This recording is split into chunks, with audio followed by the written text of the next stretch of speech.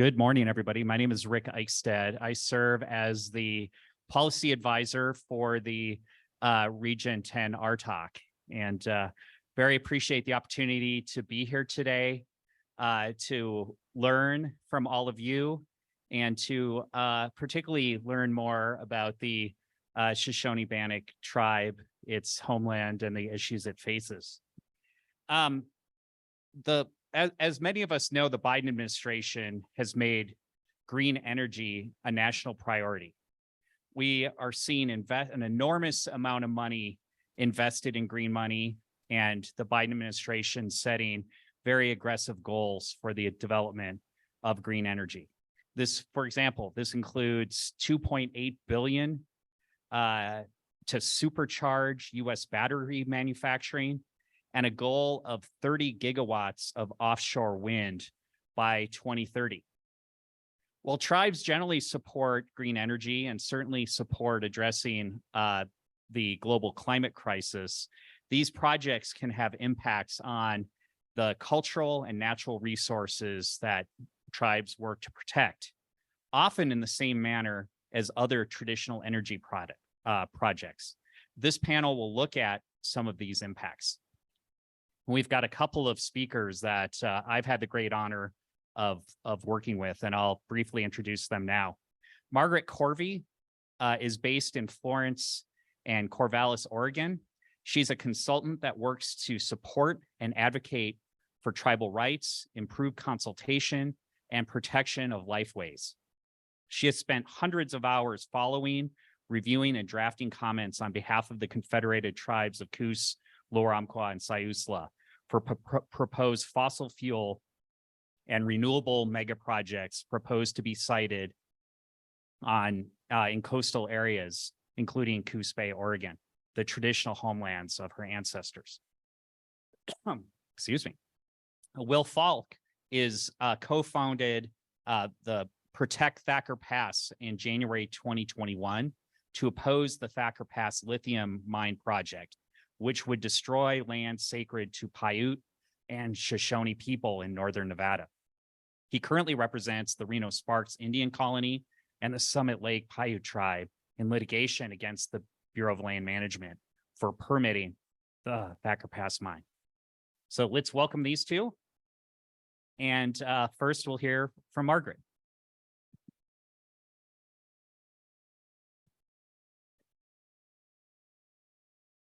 I don't know. I'm not super good at holding the microphone. I'm not well practiced at this, but Dai Nishena, Margaret Corvey Lindhonas. I am a citizen of Hannes and a citizen of the Confederate Tribes of Coos, Lower Umpqua, and Siuslaw. I was prior the Director of Natural Resources at the tribes, and I'm currently a consultant working with the tribes on special projects. So I'd like to thank the Shoshone-Bannock tribes for the invitation to come and speak today, and all of you for being here to hear just a little bit about what's happening on the coast, the whole entire West Coast, really.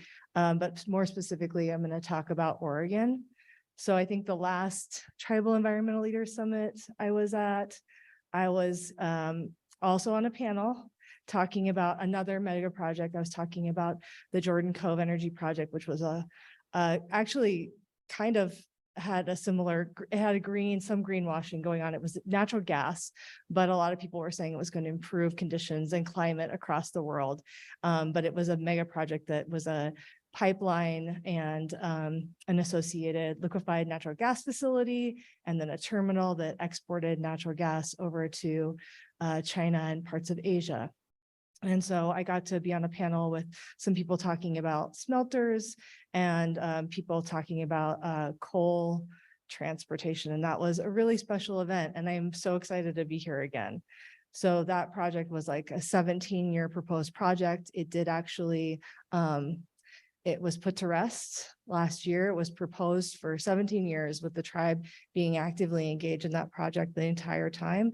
It just goes to show you how long these projects go on, right? I think that you'll see that again and again with whatever the energy project is, that a lot of times it can go on and be prolonged costs for tribes, for them to participate, millions of dollars. Tribal council and staff have to be really on top of what's going on and on top of those deadlines and really understand all the technical components of a project, which isn't what, tribes are really doing two jobs, right? We're out there doing this like technical review that's really thick, but we're also trying to actually retain our culture. And so it's very hard to do both of those things at the same time. And I often say now that part of our culture is protecting these places now. Protection of our land is part of something that we're teaching future generations of our kids, because we can't just teach them, about harvesting and gathering. We have to teach them about how important it is, the work that they have to do in meetings and in writing to protect that stuff. So the mega project, offshore wind, it's a green project. And I just want you to think about, when I'm presenting today, what green energy really looks like and what just transition looks like without consent by tribes. Tribes are obviously disproportionately impacted by these types of projects. And another thing I wanted to touch on, because there's been a lot of conversation about Indian country and what is Indian country, and to tribes, and for my tribe, the way that we look at Indian country isn't just our reservation now, it's all of our ancestral homelands that we want to take care of. And so all of the United States is Indian country to us. And so I just wanted to make sure that that's a clear message to our government partners, that when we talk, we're not just talking about a boundary of what's important today. And I come from a non-treaty tribe, just to kind of share a little bit about that. And the struggles with being a non-treaty tribe and being engaged on a project are significant, because you really have only some limited opportunities potentially to engage in a formal process. So sorry for the long introduction. So I'm going to share some perspectives on offshore wind today off the Oregon coast. And I just want to show you first what that looks like, so you can go to the next slide. So this is kind of a scale. Actually, can you hand me that pointer? This is kind of a scale of these projects, just size-wise, 866 feet tall, floating 25 miles off of the ocean or off of the shoreline there. So these are really large. And right here, this tiny little blip that you see right here, here's a humpback whale, for perspective, of about 43 feet. So these are really large, and because of the size, they have to be distanced apart. So they're distanced apart about 7 times the height of them, which means that they're about a little over a mile apart each. And to generate 3 gigawatts, which is what has been proposed in Oregon of energy, you need about 200 of these floating offshore wind devices. So 200, well, more like 300, square miles of these, a grid of offshore wind. And then you also need all the cables and associated anchoring, and you need it to come all the way to shore, and all that energy to come to shore. And then there's mega infrastructure. But just to see the height of this, and to share, I think Rick has a slide later that's, this is really, we're talking about the scale of like Statue of Liberties, right? This is like how tall this is. And the blades are, 350 feet long. I think you can go to the next slide now. So I mentioned the cabling networks. If, if we all looked up in the sky and saw these cabling networks coming down towards us, it would be pretty intense, right? Like they're all anchored down through chain, really significant chain, because it's very big and heavy. And then they have to have these floating buoyant electric cables that then are, what's that called when you Christmas tree, you cherry, whatever, you connect them all together in a line, and you have to connect all the cables together and then bring them to shore. And so you have a floating substation here, and then the cable comes down, and then they have to HDD drill. HDD drilling is really risky because a lot of the hydraulic fluids are prone to coming out into the system, like leaching up through the water when they're doing the drilling underneath. And so then you get a lot of impacts to fish and other species at the shoreline. You can go to the next slide. So just to share the scale, like what an anchor looks like for one of these. And again, we have to remember there's 200, and they're looking at more than that in California. They're looking at, I think, somewhere between 15 and 20 megawatts. And so I'm talking about 3, but we're talking about 200 and these anchor systems. And then these blades, there's 3 blades per turbine. The blades really can't travel by land to the Oregon coast because it's like there's no roads that straight or that long. And so they are going to need to come from somewhere offshore. And it just sharing that this is like a really big construction effort, right? Because I think a lot of people forget when they think about like we're going to build these turbines, how much construction we're doing out in the ocean. And again, like I want everybody to just like look up at the sky and think about if like there was a turbine above you, what that's going to look like, some of these sea creatures that are under there, really confusing, right, in their landscape. So if you can go to the next slide. So this is just an illustration of the tribe's ancestral area. So this, if we would have had a treaty, would have been the treaty area in blue. We do have a traditional cultural property, a Ka'alia Takukushishtime. It was a National Register nomination that we went through with the Jordan Cove Energy Project. And it was a means for us to protect some of the important resources of our estuary that weren't being protected, because federal government also oftentimes wants to protect one archaeological site here, a traditional gathering site over there, and it doesn't look at them in a connected way.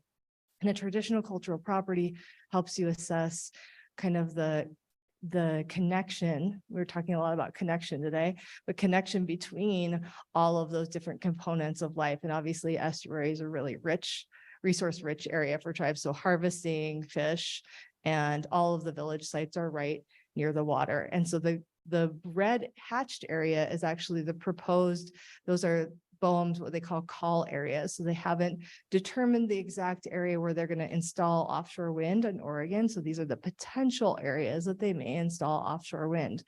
And this one on, I don't know if everybody can see over here, but this one on the top has been reduced significantly because there is a DOD, Department of Defense has requested removal of a certain portion of the call area. We of course don't know why, but that does reduce the scope of that particular call area. But nonetheless, like the visual impacts and the impacts to our relatives and relations will be significant.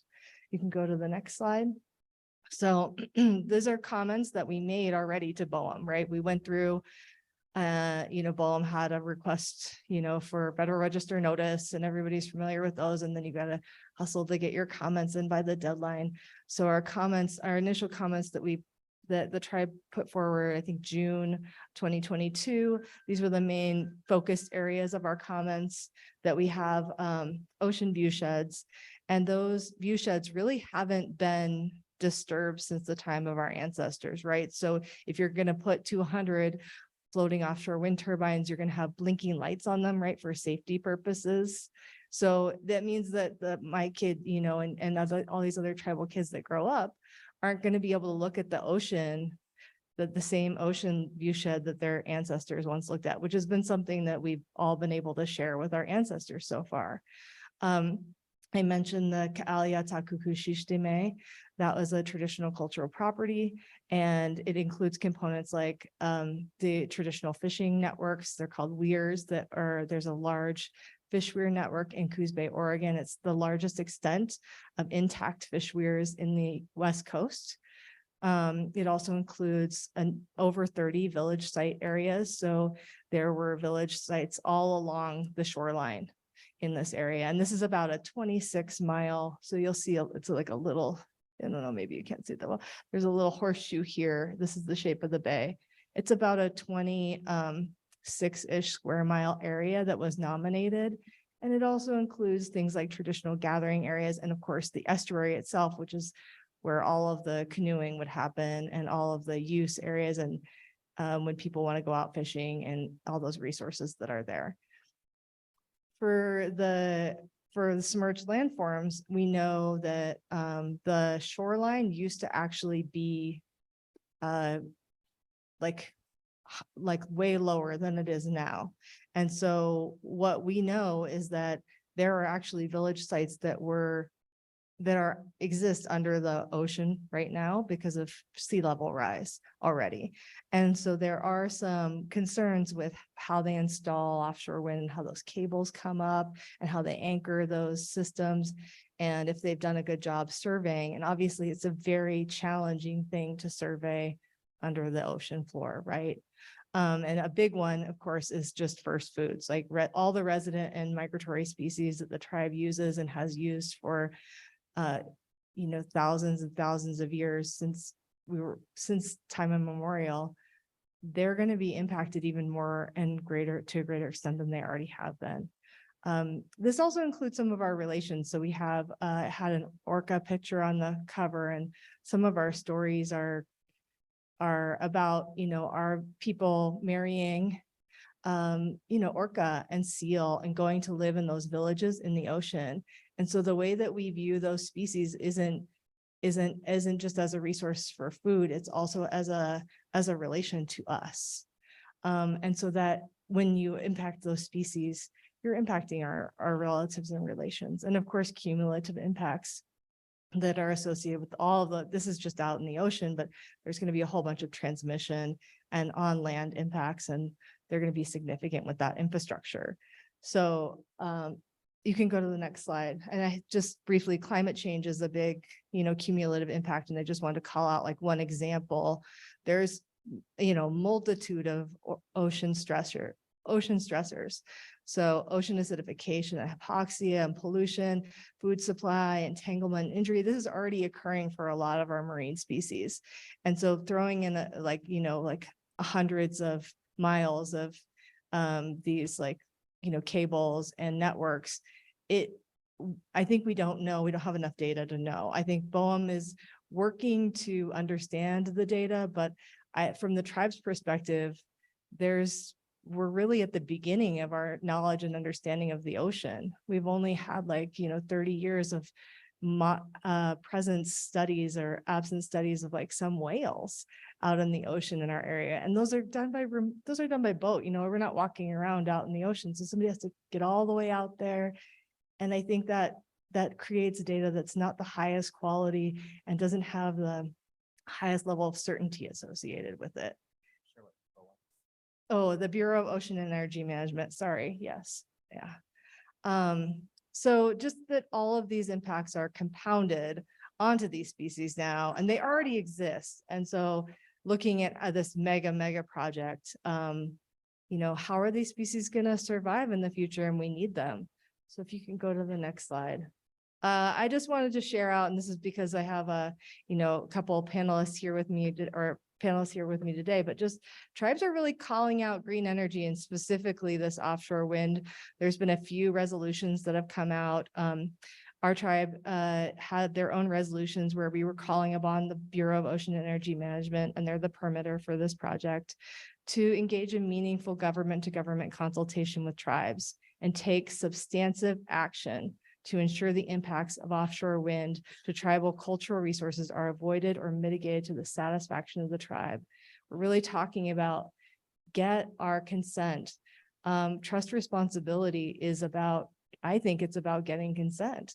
It really should be if it's not, because it shouldn't just be about having a consultation and having checking the box, right? It really should be about having a meaningful discussion of mutual decision-making with the tribes, because otherwise it really is just continuing to impact tribes and hurt tribes and their connection to all of their places and resources.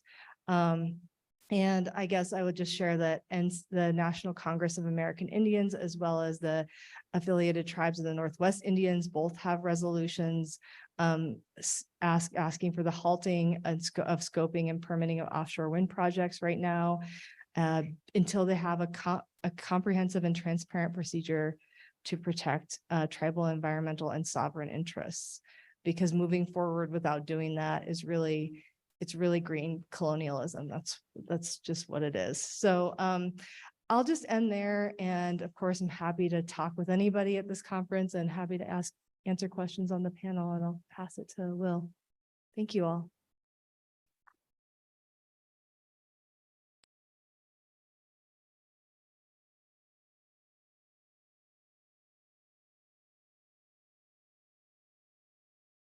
That is not my PowerPoint.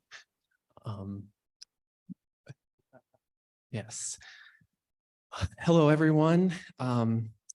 First, I just want to thank you all for giving me this time to talk, and especially to introduce you to a place that I love very much, Sacred Pahimaha, or Thacker Pass in English. I am a lawyer representing the Reno Sparks Indian Colony and the Summit Lake Paiute Tribe in litigation against the Bureau of Land Management and the Department of the Interior for permitting the Thacker Pass mine.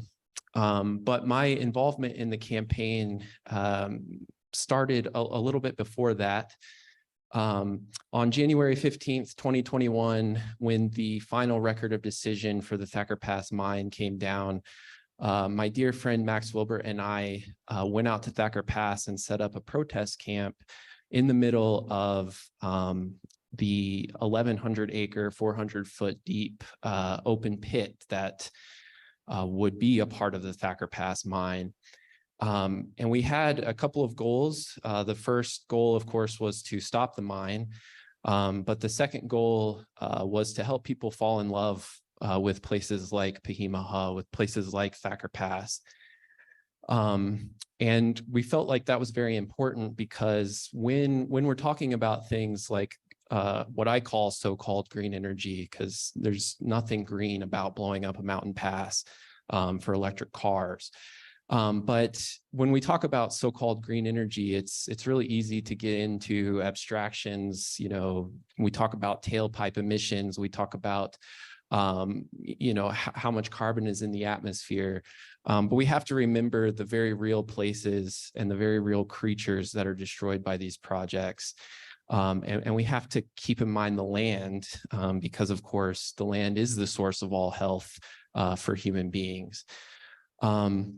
So I'm gonna give a little bit of an overview of the project, and then a little bit of an overview of some of the legal things that we've encountered. And I guess I should be really clear from the outset. Actually, while I was sitting right over there, I started to get some messages. There are peaceful protesters out at Thacker Pass right now, Native folks. They're being arrested right now, like right now. When I guess just, listening to things about how consultation is not consent, this is what happens when a government agency, consultation is not something where a government agency, the way it's described in American law, it's not something where an agency actually has to take your concerns into consideration. They have to listen to you. They have to provide you an opportunity to quote unquote have your voice heard, but they do not actually have to incorporate those suggestions or those things that you say into this process. And I think that more and more people are starting to realize that, and more people are going to be willing to stand up and protect the places that the law will actually not let them protect. So yeah, this is a photo from Thacker Pass. This is the mine site. The Thacker Pass lithium mine is a project that is sponsored by a Canadian company, Lithium Americas Corporation, and their American subsidiary called the Lithium Nevada Corporation. It would be an 18,000 square acre project to start. What we're looking at in this photo right here is the north side of Thacker Pass, where Lithium Nevada has all kinds of lithium claims. But if we look here on the, I guess, viewers' right side of the screen, that would be the south part of Thacker Pass. And they have lithium claims all throughout the south part too. So while the project would start out at 18,000 square acres, they have publicly said that after the first 46 years, they would expand it onto the other side, and that the mine would probably have a life of about 100 years. They, like I said, this is an open pit.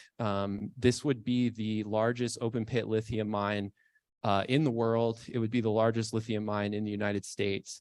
And in order to access the lithium in Thacker Pass, they first need to blow up this open pit. And then they're going to use a very novel, it's called a sulfuric acid leaching process, where they use the acid to leach the lithium from the earth there. This is an important point because I think a lot of times we build this dichotomy between green energy and fossil fuel based energy. But there's really no distinction here, especially when like the very sulfuric acid process that Lithium Nevada needs to use to get the lithium out of the ground is a byproduct from oil refineries. And the main source of the sulfur that they'll use is oil refineries. So if one of the sort of premises of this transition to green energy is that we're somehow going to replace fossil fuels, when your whole extractive process depends upon the byproducts of fossil fuel, it's going to be really hard to replace those fossil fuels. We can go to the next slide, please. I wanted to kind of locate Thacker Pass. I should have done that earlier. Thacker Pass is in northern Nevada. It's in what's called the McDermott caldera, which is known as one of the most lithium-rich places on the entire Earth. And it's also one of the has a lot of the most sacred places in the world to local Paiute and Shoshone people. Thacker Pass itself was the site of two massacres. The first massacre actually gives Thacker Pass its Paiute name, Pihimaha. Pihimaha, as I've been taught, means rotten moon, and it refers to a pre-European arrival massacre where Paiute hunters were in a valley away from Thacker Pass, away from Pihimaha. They were hunting. When they came back to find their whole village massacred with their relatives' intestines pulled out of their stomach and spread across the sagebrush. Thacker Pass is kind of shaped like a crescent moon, and there was a really rotten smell, as you can imagine, when they got there. So they called it Pihimaha, rotten moon. The second massacre happened on September 12th, 1865. It was part of what historians call the Snake War, which, as I understand it, was primarily a war fought over the expansion of mining interests on Great Basin people's land.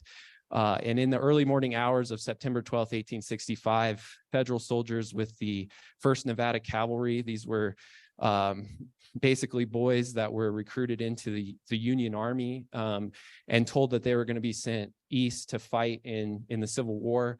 That didn't pan out, and they were looking for somebody to kill, and they found at least 31 Paiute people in Thacker Pass and murdered them.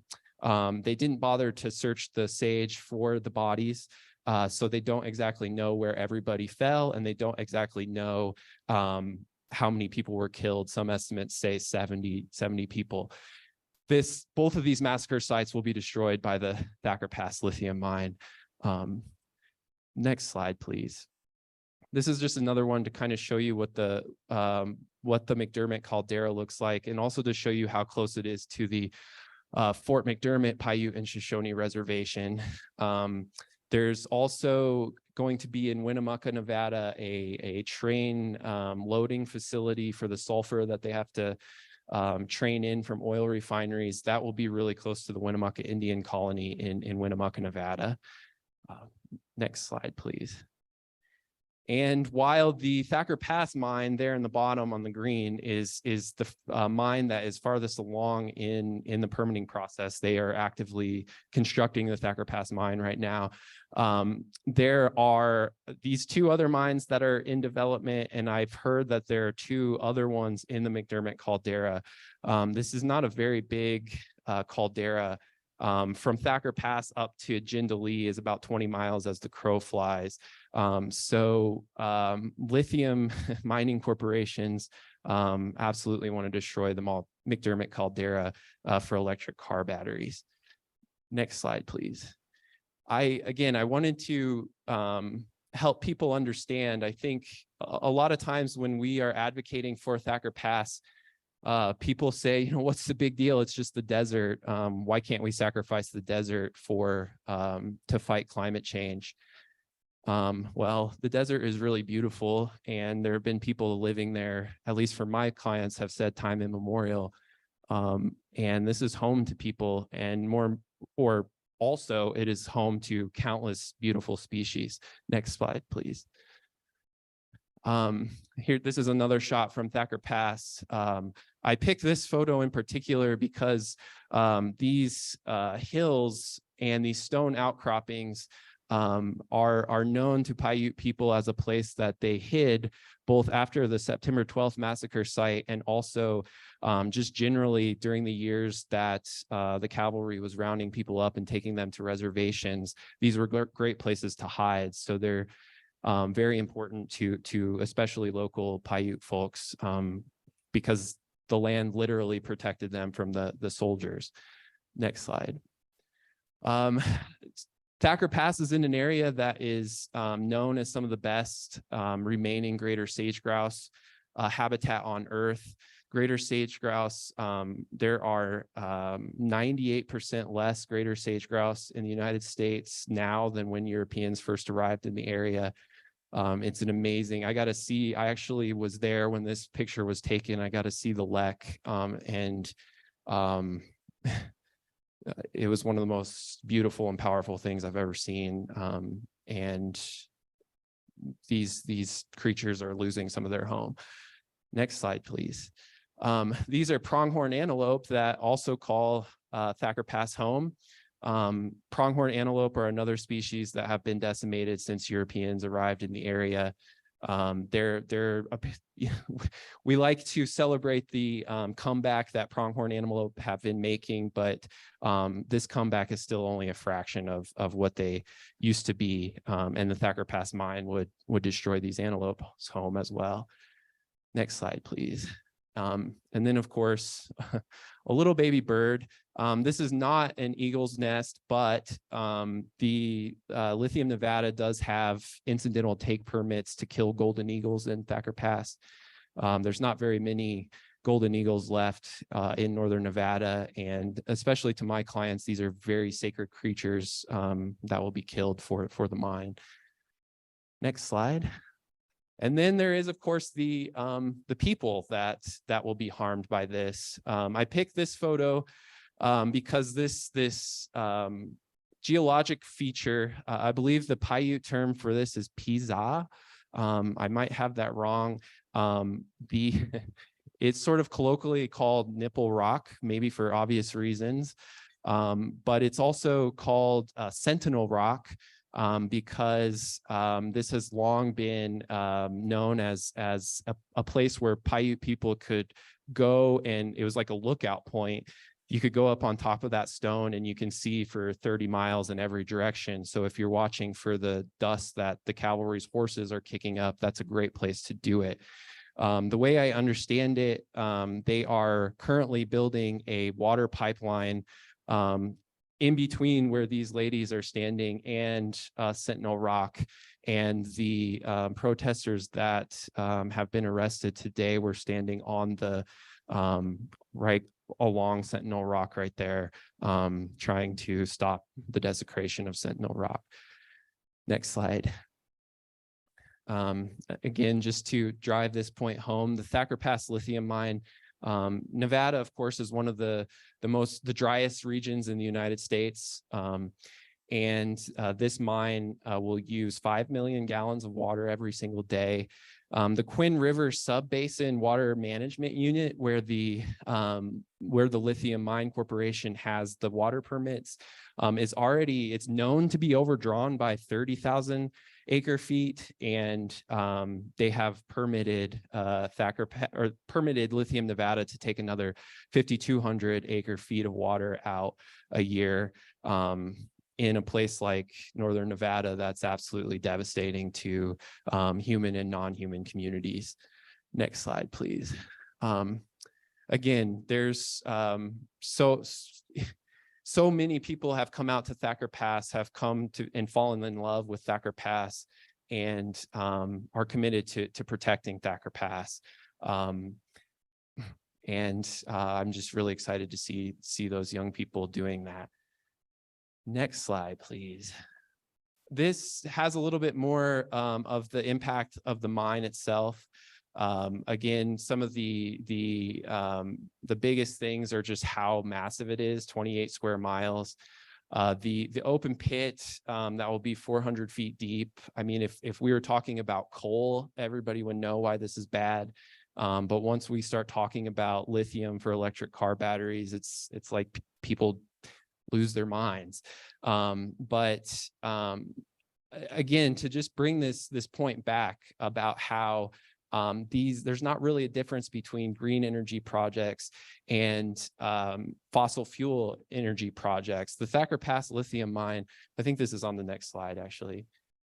The Thacker Pass lithium mine itself will emit over 150,000 tons of carbon dioxide emissions every single year. They're going to use, I think the numbers are 11,300 gallons of diesel on site every single day. And lithium, of course, is a tiny ingredient in electric car batteries. And an electric car battery is a tiny ingredient in an electric car. So when we're talking about extracting lithium for electric car batteries, we have to understand that we're making all kinds of other supply chains possible. An electric car still has steel manufacturing. It still has plastic manufacturing. It still has rubber. You know, a lot of this steel manufacturing is going to happen in places like Appalachia, where we already know how the coal industry has destroyed Appalachia. The plastic manufacturing industry is something that I think we know by now is creating Cancer Alley in a place like Louisiana. So when they're creating these electric cars, they're also doing that. And then if we just want to focus on ingredients of electric car batteries, cobalt is another ingredient in an electric car battery. And right now, the main source of cobalt in the world is in the Democratic Republic of Congo, where human rights abuses, child labor is well documented. There will be African children that die to bring people their electric car batteries. That's a fact. Next slide. This is just to try to just drive home how much extraction they're talking about just for electric battery demand. Again, just one aspect of an electric car, 384 new mines by 2035. That's a lot of extraction. Next slide. And specifically pertinent to this talk today, lithium in particular is very close to so many reservations. Lithium mining, it's likely to affect every native community throughout the Great Basin. And again, so many people talk about how everyone needs to do their part for climate change. And all people want to talk about is, you know, manufacturing new things, consuming new things.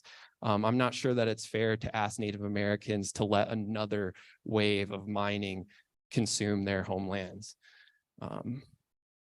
This is a slide that just shows, these are just lithium mines. This is a map created by the Center for Biological Diversity, and it shows where new lithium mines are popping up, just to kind of show how widespread this is really going to be. Next slide. And then this slide is my attempt to kind of show, like, we have to think a lot bigger than just tailpipe emissions. You know, we're living at a time that scientists call the sixth mass extinction. It's happening faster than the other five. We're destroying between 100 and 200 species every single day. And direct habitat destruction is the #1 driver of the sixth mass extinction. Climate change is a driver, but direct habitat destruction, like blowing up Thacker Pass and destroying the homes of greater sage grouse, are the primary drivers of this sixth mass extinction. So these are just things that I think we have to really think about when we're talking about this transition to so-called green energy. How much more time do I have? Okay.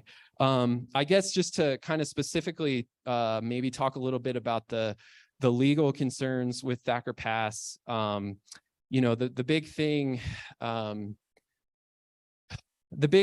that we're pushing, or that has happened, is that and especially I guess in the news lately, we're hearing how the new national debt bill is streamlining permitting processes. I hope everybody, when they hear streamlining permitting processes, they realize that that's code for deregulation. Thacker Pass is a great example of how this worked out. The Thacker Pass lithium mine project, the local BLM office was ordered to complete the NEPA review in under a year under a secretarial order, a Trump era secretarial order. Before we think, oh, thank God that's over, we need to remember that while President Biden did undo that secretarial order, he turned around and reinstated those same time limits in the Defense Production Act. So where we used to have a situation where it was primarily conservatives and Republicans that push things like deregulation, now we have the Democratic process saying, or the Democratic Party saying, that we need to streamline permitting processes, make these government agencies work faster, where they'll inevitably have to cut corners in things like tribal consultation, and they will miss things like 2 massacre sites in Thacker Pass. They will rely on court decisions that say that the only effort that government agencies have to make to consult with tribes is to send a letter. In fact, that's what we found. The local BLM office only identified 3 of the local tribes as needing to be consulted. They sent letters to these tribes right before COVID hit, and the tribes were not at their offices, and BLM even knew this. They didn't get any responses. So far in the litigation, the judges have been saying, well, all the agency had to do was send that letter. The tribes never responded, so they checked that box, and that was reasonable. You know, I think that's a big aspect. Even though consultation is not consent, consultation, we should make the government at least honor the consultation rights that they have given the tribes. And that does include making them sit down and talk with you about their concerns. And if we don't exercise that right, they're going to continue to find ways to get the courts to rule that less and less is actually obligated to consult. And with that, I'll turn it over to Rick. Thank you. Thanks, Will. We are going to take some questions, but I just want to close with a few thoughts as tribes across the region, across the United States are facing some of these green energy projects. Some things to think about, some tips that you may want to implement as a tribe.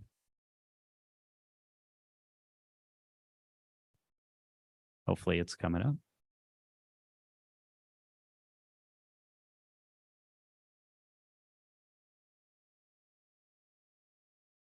Do you guys have it there? No problem.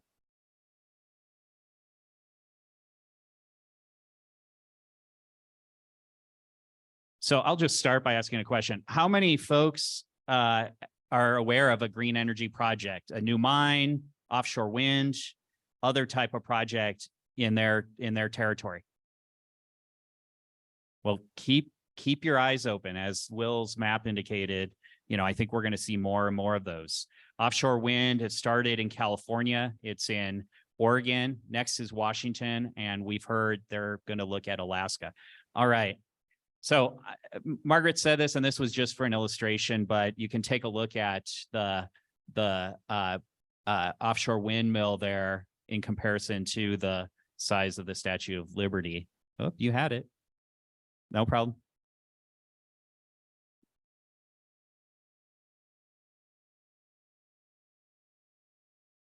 And then you can go to the second slide when you pull it up.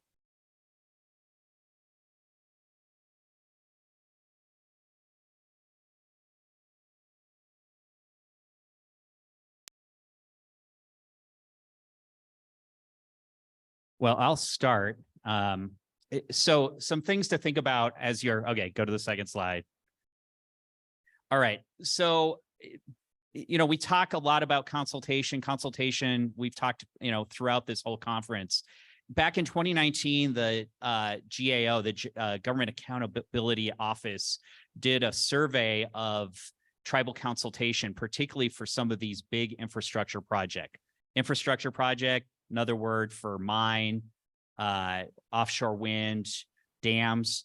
And what they found was that in general, consultation was inadequate. Agencies initiate the process late.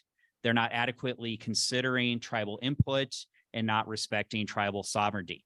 So that's something to keep in mind. You cannot depend upon those processes that, you're going to have an opportunity to be heard early and often in the process. Next slide, please. So some things you should consider. Be familiar with an agency's consultation policies. What requirements does an agency put on itself? And hold that agency accountable. Coordinate, particularly if there's cultural resources impacted, with your state historic preservation officer. Let that office know you're very interested in the impacts of that project.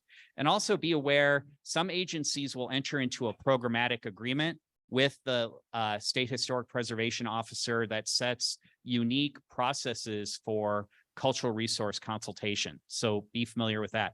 The other thing to think about is so many times the consultation is defined by an agency. Tribes should consider defining what they expect for consultation and develop their own consultation policies or code. Next slide, please. This is just an example from Margaret's tribe, and she mentioned this. They have a code that defines consultation, and it includes this idea of mutual decision making. It also says that it's more than public participation, more than merely receiving a letter. So next slide, please. The other thing that tribes should consider, and again, Margaret shared this, is create a map of the areas where tribes want to engage in consultation and distribute that to agencies. Agencies should know, if a project falls in a certain area, they have to consult with the tribe. Next slide, please. This is an example from the Burns Paiute tribe. They indicated they want to consult with on projects occurring within that large yellow area. Next slide.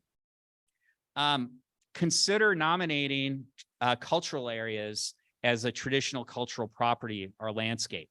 If there are cultural resources, if there are areas of significant cultural or religious significance to the tribe should consider the process of nominating those areas for recognition, for inclusion on the National Register. And even if you don't have the resources to go that far, adopt a tribal resolution indicating that those areas do have significant cultural and religious significance to the tribe. And again, make sure that agencies that manage those areas are aware of that. And again, this is a map, Margaret shared this, of the traditional cultural property boundary of the Confederated Tribes of Coos, Lower Umpqua, and Siuslaw Indians on the Oregon coast. Next slide.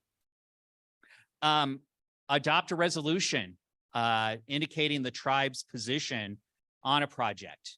And again, sharing that with the agency involved. Seek resolutions from the National Congress of American Indian or other regional tribal organizations. NCAI has taken position on both the offshore wind and on Thacker Pass. AT&I, as Margaret has shared, has taken positions on offshore wind, as well as other projects. Next slide.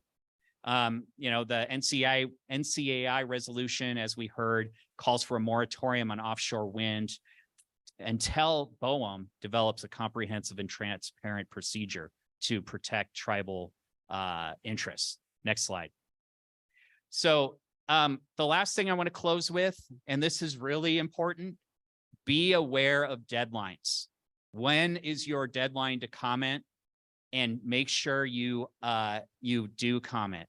One of the things that happened in the case that Will referred to with Thacker Pass is the agency said, well, yes, we reached out to 3 tribes, but the other tribes didn't tell us that they wanted to consult. Well, really, the law should put the burden on the agency to consult. But in that case, the judge agreed and found it was really the tribe's burden to consult. So don't expect that an agency will reach out. Be proactive, be aware of deadlines, get your comments in, because if you don't, you may be left out of the process. So with that, I think we'll open it up. We've got a little bit of time for questions if folks have any questions for our speakers here.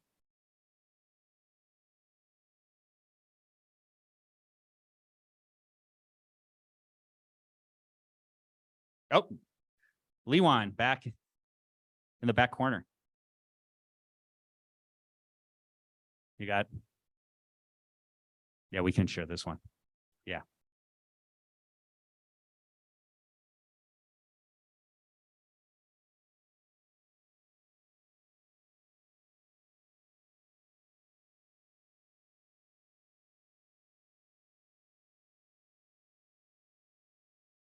Nope. Is it on? If you're loud, I could repeat the question.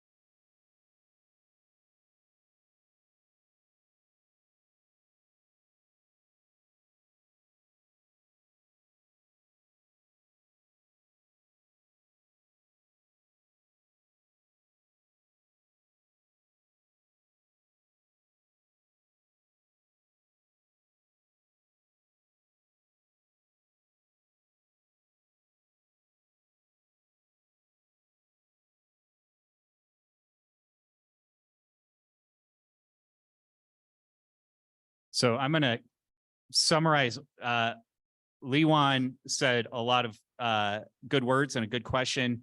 I think the basic gist of his question is, how do we avoid another DAPL? How do we get, others involved? How do we get agencies involved to avoid that sort of train wreck?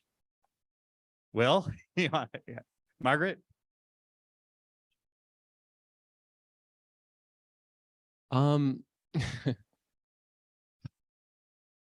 So I guess you mentioned the 1872 mining law, and that's the big problem here, is that currently American law, if a mining corporation locates valuable minerals on public land, federal law gives that mining corporation a right to a permit to mine. It doesn't matter if it's the most sacred place in the world to Native peoples in the area.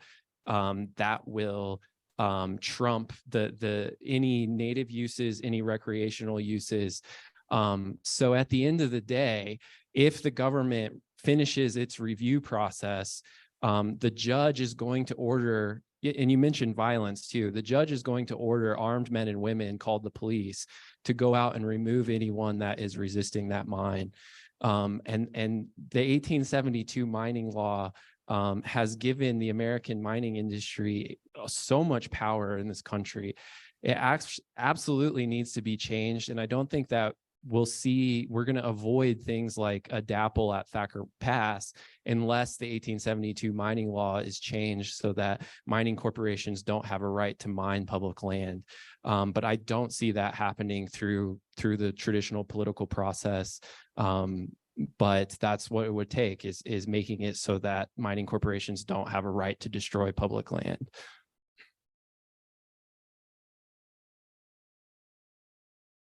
Anything? All right. Any other questions? Oh, I think Leon might have one more. All right. I would just say, I know we're at an EPA conference, so, EPA isn't oftentimes a permitter for a lot of the projects that we're looking at, these mega projects, FERC or, there's different permitters for these projects, but EPA is often engaged if there's a NEPA nexus or federal nexus there. And so, just thinking about the partners that you work with at EPA and making sure that they can help. They also have a consultation responsibility. And so potentially there's an opportunity for EPA to reach out to the tribes and really understand themselves those same issues that even though they're not the permitter, they can understand. So when they're doing their review process, they can make sure that the NEPA, because oftentimes tribes aren't at the table developing an environmental impact statement, but EPA is. And so that can be an opportunity for the EPA to really, at least be part of a solution for things, at least for some projects, maybe not mining. Mining kind of seems pretty fast tracked, but other projects that maybe have a more thorough NEPA review. Thanks. Were there any other, oh, in the back? Okay. Hi, Rick. Hi. Alexis Baker. I'm an environmental specialist with Upper Snake River Tribes Foundation out of Boise. Just kind of on Lewan's comment about the EPA. Yes, the EPA gets thrown under the bus all the time. Just a little bit reminder, they were one of the most gutted agencies under the Trump administration. And, with the change of the rapid change, it's really hard to go from being completely gutted to trying to build that back up. So, that is something that's really hard. But one of the things with mining that we have to keep in mind is that that's not necessarily on EPA, it's on BLM. Yeah. Because BLM and, at least, under Department of Interior, we do have Deb Holland, who's doing an amazing job. We're very thankful for that. But a lot of that, when it comes to mining, it's under, exploratory, and there's no regulation under that. So when we're looking at not necessarily who to point the finger at, but who we need to be talking to, what rules need to be changed, we need to really be looking at BLM, because a lot of these exploratory mining laws and policies, they're under BLM. They're not under EPA. And EPA, once these mines get in place and then the NEPA process starts, sure. But, that's something that we really need to keep in mind, is that there's a lot of federal partners in this. It's not just EPA. But yeah, I just wanted to say that. So thank you guys for your presentation. Yeah, I would just echo, I think, as Margaret said, that EPA has, in some case, almost no role in some of these projects. Thank you. And I'll just close by saying, 1872 mining law, I know there's been review of this. There's so much pressure to get some of these projects out, again, because they are green projects. Recently, the Department of Interior, the solicitor's office, which is their lawyers, actually issued an opinion about the 1872 mining law, finding that, and this gets into some nuance of the law. Traditionally, you can only mine where you have and do other activities where there are valid claims. So there's actually minerals. And one of the arguments that came up in the court case in Thacker Pass is, hey, they're going to put these other facilities and the tailings piles in places where they actually haven't determined, do they have a mining claim? And the Department of Interior reinterpreted some of its rules and said, well, they don't necessarily need to do that. So, it's, again, in some ways we have a really good Department of Interior, But when it comes to some of these projects, there's a push to get them done. So again, don't assume because of who's in charge of Interior that all these decisions are going to be protective of the environment or protective of tribal concerns. So I think we're probably out of time. Thank you guys for the opportunity. Thank you guys for the opportunity to speak, and I'm sure we'll be around and happy to answer any other questions. Thank you.